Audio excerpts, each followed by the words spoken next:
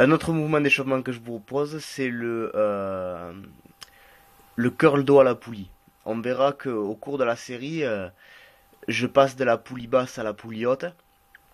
Alors j'expliquerai à la fois pourquoi je fais ça et aussi pourquoi je ne commence pas directement sur la poulie haute. Donc on va commencer la vidéo.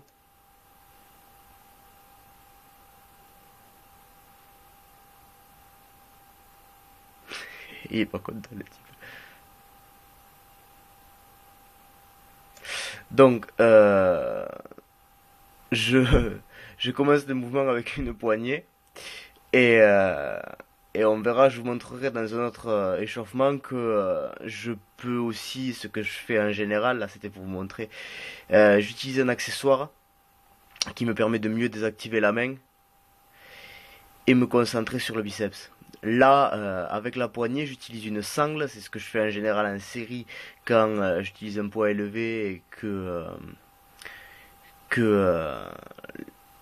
l'autre accessoire que j'utiliserai pourrait être un peu gênant. J'utilise une sangle pour accrocher à la poignée et éviter d'avoir à trop serrer avec la main, ce qui a tendance à perturber le travail du biceps. Donc,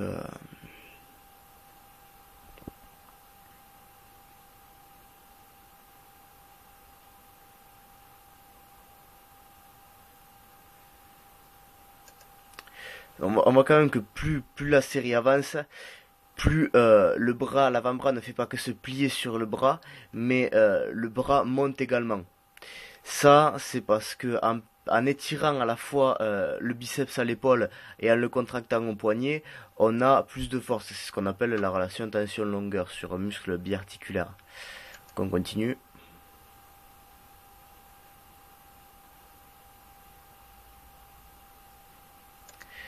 Voilà. Deuxième étape, c'est... j'arrête en plus sur une bonne tête. C'est de s'accroupir. Pourquoi? Parce qu'en s'accroupissant, on étire encore le biceps au niveau de l'épaule et donc on a plus de force. Quand la série devient difficile en échauffement ou qu'on atteint l'échec en série, plutôt que d'arrêter, on peut s'accroupir d'abord pour étirer un peu le biceps au niveau de l'épaule et regagner en force pour effectuer quelques répétitions supplémentaires. On continue.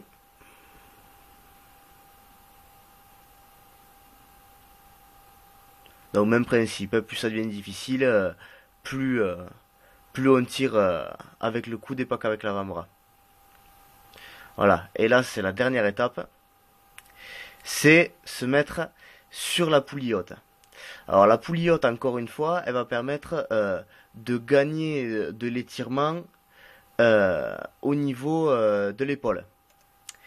Et donc de regagner en force par rapport à la position accroupie. Pourquoi j'ai pas commencé directement par la poulie haute?